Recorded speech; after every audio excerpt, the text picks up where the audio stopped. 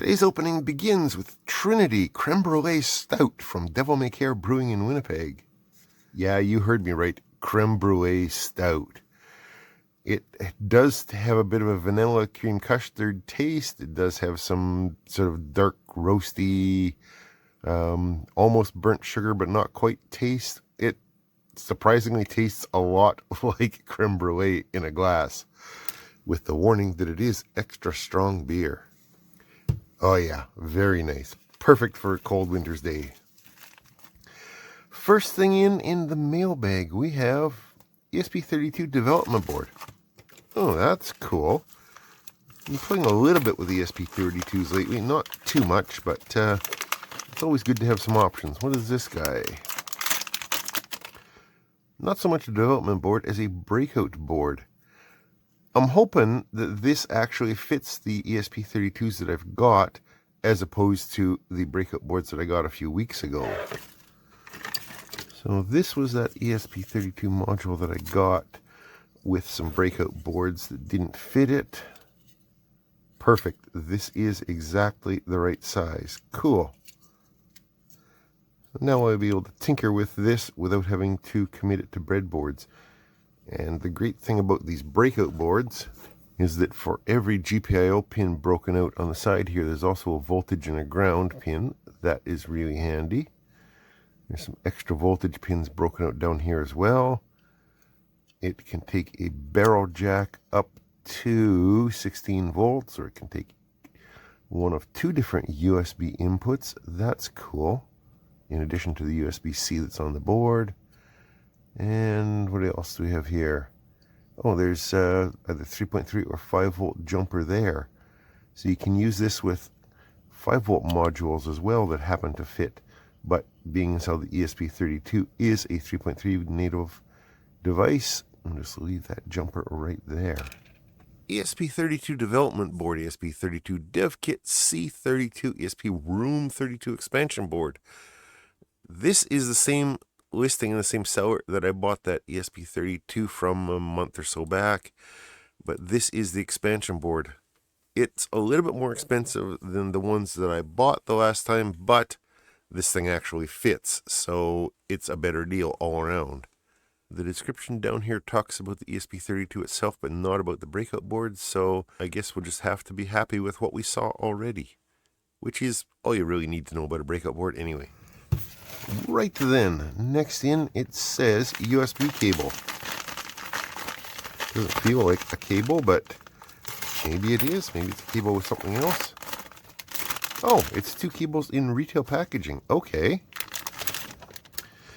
These are simply USB-C cables with, for whatever reason, USB 3.0 color-coded end on it. Okay. Nothing too carried away on these. About a meter long, give or take. It's just nice to have some extras around here, and for the price, these are, I'm hoping, a little bit more solid than the ones at the same price from, local sellers like dollar stores and whatnot. But I guess we shall see. Type-C cable USB phone fast charging cable cord, nylon braided for Android 1 meter, 2 meter. For anything that uses USB-C, really. Which hopefully should soon also be those Apple things. This seller only has them in silver. They're available in 1 or 2 meters. I got the 1 meter, which are 99 entire American pennies, or $1.33 Canadian with free shipping. That is actually less expensive than I can buy them at the dollar stores, or what calls themselves dollar stores these days. So yeah, if it's even half-ass decent, that's a win. So we'll break up my janky USB testing rig here. 5 volts on the power supply, power it on. We have a 1 amp load on the DC load, and looks like we've got about half a volt drop over that 1 meter cable. That's not great. That's about a half ohm resistance across the length of that cable. Which means if we crank this load up to 2 amps, this should drop to a volt pretty much, right? Or drop by a full volt. Yep, almost. Okay. Not performance, not at all. But what do you expect for $1? It's going to be okay for low current devices, for slow charging a phone overnight, stuff like that. It'll be good for the kid that constantly damages cables, don't know how, it just happens, you know. Third thing in, showed up in my P.O. box. The address, if you're interested in sending me any useless crap to take a look at, is on the About page of my YouTube channel. 3 Fujifilm XD camera cards. Well, thank you, Alan Mon. I appreciate that. I will now be able to actually use the cheap old camera that I bought at a garage sale. Cool, I think I'm in automatic. Let's just see what happens. It's okay. Not bad for a decades old 4 megapixel still camera, I guess. Obviously not going to be any use for video, but whatever. That's not why I got it. Well, after that bit of fun and games, let's see what else we have over here. This is S-Lock. Okay. No idea what that's supposed to be. It's well bubble packed. It's 3 things. Okay. So 2 of the things are guitar strap locks. All right, let's get this out of this plastic here. So what this does is you replace the end pins on your guitar with these, and the standard ones look a little bit like that with a bit more flared out top on it. And then you bolt these down onto your strap, clamping it on there tight, clamping the little, leathery bit at the end tight. And then, just get this all organized here. Then that goes on there. You pull the little pin and it locks on. And then no matter how much you jump around and act like Angus Young, the guitar strap will not bounce off the end of your guitar. But if you need to change straps or change guitars, just pull the pin and there it goes. And I got 2 of those because straps on guitars have 2 ends. Now, am I expecting to be all bouncing around like Angus Young? No. Even though he's maybe a year or 2 older than me or so, I ain't got that kind of energy. But it's just nice knowing that I can wander around and not have the thing hit the floor, because that would be bad. Round chrome head guitar strap locks. System parts for electric guitar, bass, whatever. These come in silver, gold, or black. And I got the silver ones. They cost $2.21 each. I bought 2 of them. And 39 cents shipping, of course. There's kind of a picture of how they go on, sort of bolted onto the strap so that it doesn't come off there. That wasn't a great description that I gave, but so be it. There's lots of variety of these, different versions, different styles, but I figured I'd try these ones out. My ancient Les Paul knockoff weighs a ton, as Les Paul's knockoffs tend to. So I figured not having hit the floor would be a good thing. And what else have we got from that same seller? Looks like a USB charger. Was I just trying to top up that? Oh, wow. That weighs nothing. Though it claims to be able to provide 3.1 amps. I'm not sure what's going on with all the fancy colors on those blades in there. Typically bluish would indicate USB 3, but I don't think that's what's going on here. So what can we learn from the side of it? AC 110 to 240 in, 50 60 hertz, doesn't matter, right? Output 5 volts at 3.5 amps max times 4. 3.5 amps times 4 or 5 outputs times 4, probably. But also notice it only says 5 volts. So that quick charge claim on there is not really quick charge. And with the weight of this thing, I'm not expecting great things. But I bought it just on the off chance that it is really quick charge TM. So we'll see. We'll also see if it can actually do 3 amps. And of course, I shall be tearing that down sometime in the near future. 4-port quick charge QC 3.0 USB hub, really? Wall charger power adapter plug. Comes in black, red, sky blue, white, or a few other colors that they don't have right now. You can get it with the US or EU plug on it. Obviously, I got the US, aka North American plug.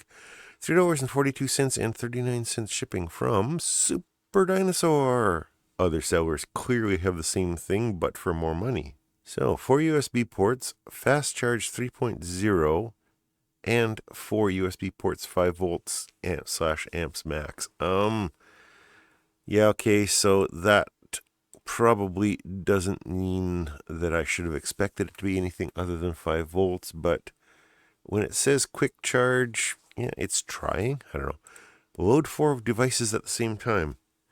Okay, but probably not 4 times 3 amps. Definitely not. That just doesn't make sense. Compatible with, anything with a USB port that needs power? Sure. This is interesting. According to different devices, compatible with the required output.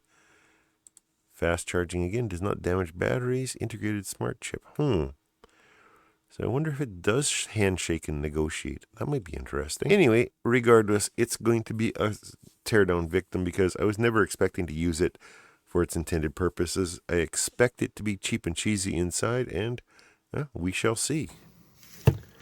And the last thing in, it says lavalier microphone. So I am continuing on my quest to see if I can find a good cheap microphone. This one claims to be a wireless lav mic that plugs into the USB of your phone for the receiver. So let's just see. Well, alrighty then. We have the little microphone with a windsock on it and a little clippy doodad on there. Looks like it rotates and detents in all 4 positions. USB-C charging. Oh, there is a little power switch on there. Okay. Then there's the receiver that plugs into USB-C on your phone. So that is a bit of a limiting factor. Not a huge problem because this phone here and a couple other ones that I use have USB-C on them. So that's not a big hairy deal. Also, we have a itty bitty tiny manual in here. Now then, I'm hoping that this one is actually legal to use in this country. I realize these are nice and low power things, but still, you don't want to be pushing the limits. Anyway, the other thing that we have in here is one USB-C charging lead. So I will charge this guy up and I will experiment with this thing in the future. Wireless lavalier microphone, portable, chargeable smartphone home computer. I suppose some computers have an USB-C input these days. Nothing that I've got that modern, but whatever. This one, they don't have the single anymore in stock. They've only got the dual, so 2 transmitters, 1 receiver. And that one is currently going for $31.49 Canadian plus $1.45 shipping. But when I bought it, the single microphone version went for $11.31. So I'm hoping it's not lying about its frequency being in 2.4 gigahertz, because that is in the free-to-use Wi-Fi band that anybody can use for whatever you want. The battery in it claims to be 70 milliamp hours. Input voltage, anything standard USB voltage, sure. Plug and play, superior noise cancellation, stable transmission, portable and long working, 10 hours on a single charge. 20-meter range. The single channel version has 1 receiver, 1 microphone, 1 USB cable, and 1 microphone muff. Yes, they did include the muff. And there we have the contents of today's Mailbag Monday haul. Quite a variety as usual. This ESP32 breakout shield is going to come in handy just for tinkering and stuff. Protecting my guitar from me being an idiot. That's always a good investment. Thanks to Alan Mon for sending these ancient Fujifilm memory cards. Those are going to be fun to play with, although I don't know how practical they are, but that doesn't matter. Fun doesn't have to be practical. These cheap USB leads. Yes, they're cheap. Yes, they're kind of crappy. They'll do what I need them to do. I don't need them to be super high end, especially for only 99 American cents. What are you going to do, really, right? And this guy Again, I expected it to be crappy, and I'm going to do a teardown sometime in the future to prove it. Or maybe disprove my cynicism. Who knows? And then this microphone. Where's the actual microphone? There it is on the charger. That'll be interesting to see whether it lives up to its hype or whether it sounds as bad as that other one. And I'll have to check it, of course, to make sure that it's actually running on a frequency that I'm allowed to use. So that will be happening probably in January. You know, this is December and I'm doing kit builds on Fridays, so this stuff will start showing up again in January and beyond. Thanks for... Hey, what happened there? I lost my number. Oh well, you can look down below the video if you're really curious to see what it really is. It was there before, right? Sure it was. Anyway, thanks for watching, everybody. I appreciate that as always. Thanks to my Patreon supporters, my YouTube channel members for helping me pay for all these things and keeping the lights on around here, and of course keeping my beer fridge full. Thanks to Ellenmon for mailing these things in, and anyone else who chooses to send me stuff to tinker with. Yeah, that'll do it for today. Talk to you later.